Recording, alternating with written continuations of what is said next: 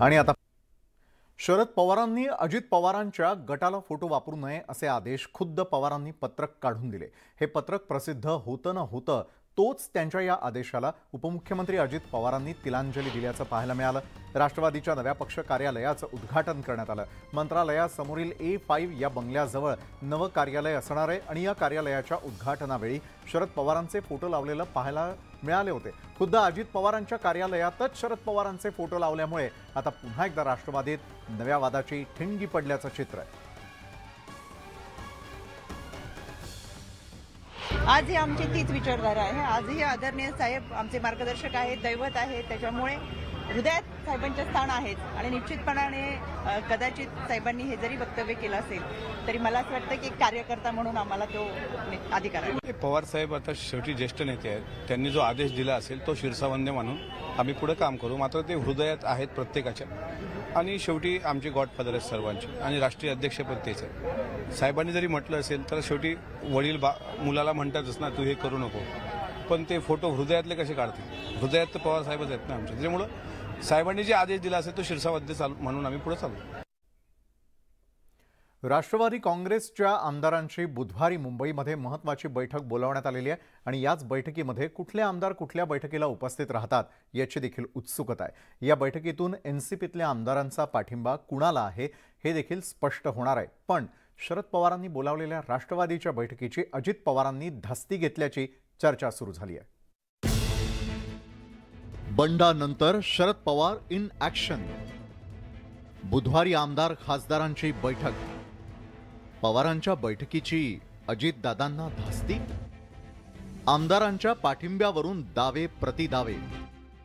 अजित पवार हे शिंदे फडणवीस सरकारमध्ये सामील झाल्यानं राष्ट्रवादी काँग्रेसमध्ये मोठी फूट पडली आहे। पण अजित पवार गटाकडून कार्यकर्ते आणि नेत्यांमध्ये संभ्रम निर्माण केला जात असल्याचं पाहून आता शरद पवार मैदानात उतरलेत।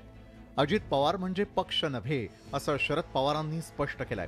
त्यातच अनेक आमदारांना कोणतीही माहिती न देता राजभवनावर नेल्याचा आरोप प्रदेशाध्यक्ष जयंत पाटील आणि जितेंद्र आव्हाड करतायत। राज्यात राष्ट्रवादी काँग्रेस पक्षात सुरू असलेला हा कलह मिटवण्यासाठी आता शरद पवारांनी बुधवारी एका बैठकीचं आयोजन केलंय, ज्यात राष्ट्रवादी काँग्रेसच्या आमदार खासदारांसह पदाधिकाऱ्यांना मुंबईतल्या वायबी चव्हाण सेंटरमध्ये बोलावण्यात आलंय। यशवंतराव चव्हाण सेंटरला चर्चगेटला ती बैठक आहे आणि त्यावेळी तुम्हाला लक्षात येईल महाराष्ट्रातला उत्स्फूर्त पाठिंबा किती मोठ्या प्रमाणात पवार साहेबांच्या मागे आज उभा आहे। दुसरीकडे बुधवारच्या शरद पवारांच्या बैठकीआधीच अजित पवारांनी मंगळवारी देवगिरी बंगल्यावर त्यांच्या गटाच्या नेत्यांची बैठक घेत आढावा घेतला।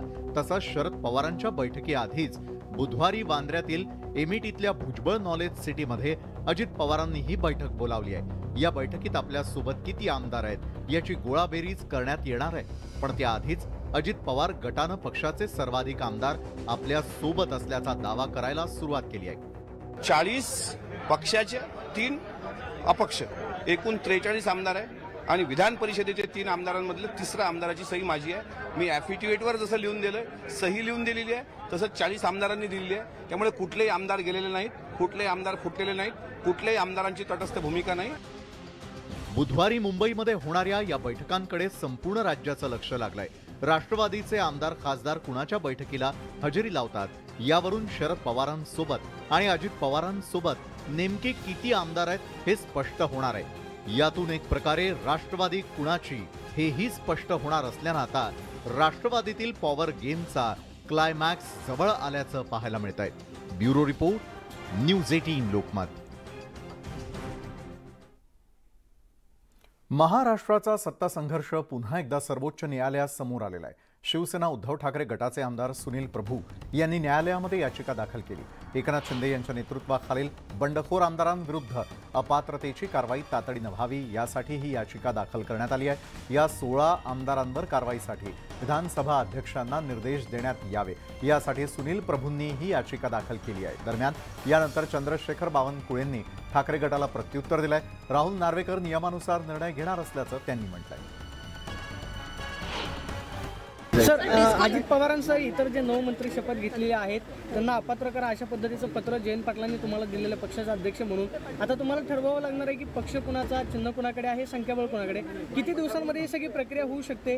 कारण दोन्ही गटाकडून मागणी सगळे नियमांचं पालन करून संविधानिक प्रविधान जेवढे आहेत या सगळ्यांचं पालन करून उचित निर्णय उचित वेळी घेऊ. असं आहे ते नियमात जे काही असेल ते अध्यक्ष हे स्वतः वकील आहेत आणि त्यामुळं राहुल नार्वेकरजी जे काही निर्णय देतील किंवा दिला असेल किंवा देणार असेल मला वाटते नियमात देतील. आणि राहिला उद्धव ठाकरेचा प्रश्न, ते कुठेही जातात किंवा त्यांना जाण्याचा अधिकार आहे. तर महाराष्ट्र अनलिमिटेडमध्ये वेळ झाली आहे एका छोट्याशा ब्रेकची.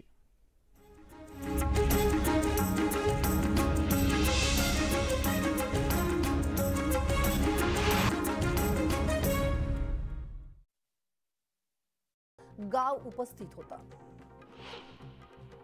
परभणीसाठी अखेर शासकीय वैद्यकीय महाविद्यालयाला मंजुरी मिळालेली आहे. केंद्रीय मंत्रालयानं नॅशनल मेडिकल कमिशनकडे या संदर्भामध्ये पत्रव्यवहार केला. यावर्षी महाविद्यालय सुरू होणार आहे, त्यामुळे प्रवेश प्रक्रिया देखील सुरू होणार आहे. या निर्णयामुळे परभणीकरांमध्ये उत्साहाचं वातावरण आहे. अष्टविनायक दर्शनासाठी एसटी महामंडळाच्या वतीनं पिंपरी चिंचवड येथील वल्लभनगर आगारातून विशेष एसटी बसची सोय करण्यात आली आहे. ऑनलाईन तिकीट बुकिंगची सुविधा देखील देण्यात आली आहे. प्रवाशांसाठी मुक्कामाची व्यवस्था देखील करण्यात आली आहे. भक्तांनी या सेवेचा लाभ घ्यावा असं आवाहन वाहतूक निरीक्षकांकडून करण्यात आलं आहे. केंद्रीय निवडणूक आयोगानं ऑनलाईन पोर्टल सुरू केलेलं आहे. या पोर्टलवरती आता सर्व पक्षांना त्यांचं आर्थिक तपशील, निवडणूक खर्च आणि पक्षाला मिळालेला निधी याची माहिती द्यावी लागणार आहे. त्यामुळे निवडणूक प्रक्रिया अधिक पारदर्शक करण्याचा हा पोर्टलचा उद्देश आहे. नाशिक जिल्ह्यातील राष्ट्रवादी काँग्रेसचे सर्व 6 आमदार अजित पवारांच्या सोबत असल्याची माहिती समोर येते. सध्या नाशिकमध्ये अजित पवारांचं पारडं जड असल्याचं दिसतंय. याच पार्श्वभूमीवर नाशिकच्या राष्ट्रवादीच्या पदाधिकाऱ्यांची बैठक होणार आहे आणि या बैठकीत कोणासोबत जायचं यावरती चर्चा होणार आहे. अजित पवारांसह राष्ट्रवादीच्या 8 नेत्यांना शिंदे फडणवीस सरकारमध्ये मंत्रिमंडळामध्ये स्थान दिल्यानं भाजपात काही जण नाराज असल्याचं दिसतंय. हसन मुश्रीफांचा मंत्रिमंडळात समावेश झाल्यानं समरजित घाटगे नाराज असल्याचं बोललं जात आहे. मुश्रीफांना मंत्रिमंडळात स्थान दिल्यानं घाटगे नाराज असल्यानं ते भाजप सोडण्याच्या तयारीत आहेत. घाटगे भाजपच्या जिल्हाध्यक्षपदाचा राजीनामा देण्याचीही शक्यता आहे. कुख्यात मद्य तस्कर दिनेश गायकवाडच्या विरोधात धुळे पोलिसांनी कारवाई करण्याची तयारी आता सुरू केली आहे. संबंधित आरोपींवरती महाराष्ट्रातील विविध जिल्ह्यात 21 गुन्हे दाखल आहेत. यात बहुतांश गुन्हे हे अवैधरित्या बनावट दारूची निर्मिती करून त्याची विक्री करण्याचे आहेत. अंबरनाथ शिवाजीनगर पोलीस ठाण्यात गेल्या 1 वर्षापासून अटकेत असलेल्या जितेंद्र पवार या कुख्यात गुंडानं स्थानबद्ध करताना पोलिसांसमोरच वार्तांकन करणाऱ्या पत्रकारावरती दगड फेकल्याची घटना घडली आहे. यावेळी पोलिसांनी फक्त बघ्याची भूमिका घेतल्यानं पोलिसांच्या कार्यपद्धतीवरती अनेक प्रश्नचिन्ह उपस्थित होत आहेत. उल्हासनगरमध्ये महापालिकेच्या कचरा संकलन करणाऱ्या 15 ते 20 गाड्यांची तोडफोड करण्यात आली आहे. दरम्यान या गाड्या कोणी फोडल्या या संदर्भात अजून काही माहिती समोर आलेली नाहीये. मात्र या प्रकरणी आता पोलीस ठाण्यात तक्रार दिली जाणार आहे. बुलडाण्याच्या लोणी गवळी मार्गावरती टिप्पर आणि दुचाकीचा भीषण अपघात झालाय. भरधाव टिप्परनं दुचाकीला जोरदार धडक दिली आहे, त्यामुळे दुचाकीवरील पती पत्नीचा जागीच मृत्यू झालाय. या घटनेनंतर टिप्पर चालक फरार झालेला आहे आणि त्याच्यावरती गुन्हा दाखल करून पोलीस त्याचा शोध घेत आहेत. भातपीक लागवडीसाठी समाधानकारक पाऊस सुरू असल्यानं भाताचं आगार असलेल्या पवन मावळात शेतकऱ्यांनी इंद्रायणी भात लागवडीसाठी तयारी पूर्ण झाली आहे. एसआरटी पद्धतीनं भात लागवड करण्यासाठी मावळ तालुक्यात कृषी विभागामार्फत प्रशिक्षण दिलं जात आहे.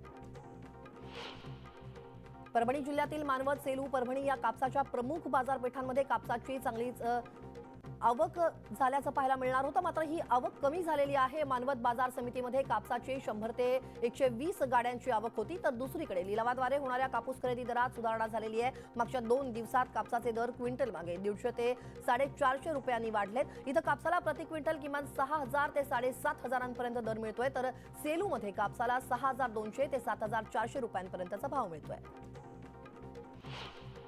रत्नागिरीत जून महिन्यातील 3 आठवडे कोरडे गेल्यामुळे जिल्ह्यातील भात शेतीच्या वेळापत्रकात 15 जे आहे ते 15 दिवसांनी आता पुढे गेलेलं आहे. गतवर्षीच्या तुलनेत 200 मिलीमीटर कमी पावसाची नोंद झालेली आहे. समाधानकारक पडलेल्या पावसामुळे